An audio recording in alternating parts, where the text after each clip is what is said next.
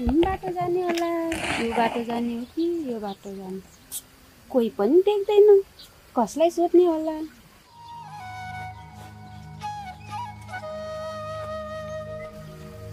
ए त्यहाँ बहिनी आएर चाहिँ त्यही बहिनीलाई सोध्छु।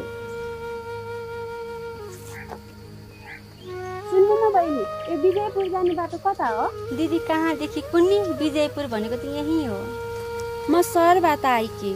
यो विजयपुरमा मेरो पुरानो सम्बन्ध छ, अलिअलि याद छ, बिर्सिसके। मैले केही सहयोग गर्न त सक्छु कि?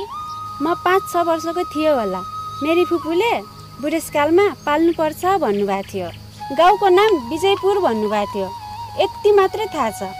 त्यसैले म फुपूको घर हिँडेकी। फुपूको घर? अनि दिदी फुपूको नाम थाहा छ हजुरलाई? किन थाहा नहुनु नि? मेरो फुपू मायादेवी हुन्। उहाँ मायाको खानी हुनुहुन्छ। मायादेवी? मायादेवी त मेरी आमा हुन्। म उहाँकी छोरी ममिता।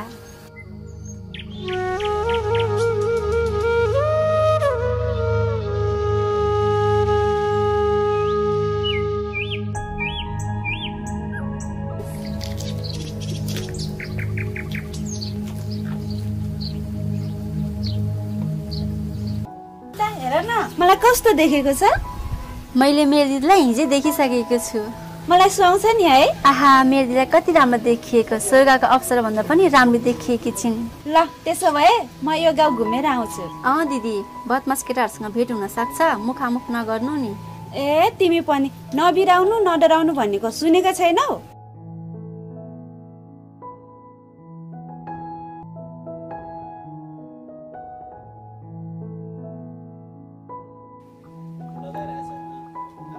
अब त मेरो ठुली भइसकिन् नि, के कुरा गर्नु।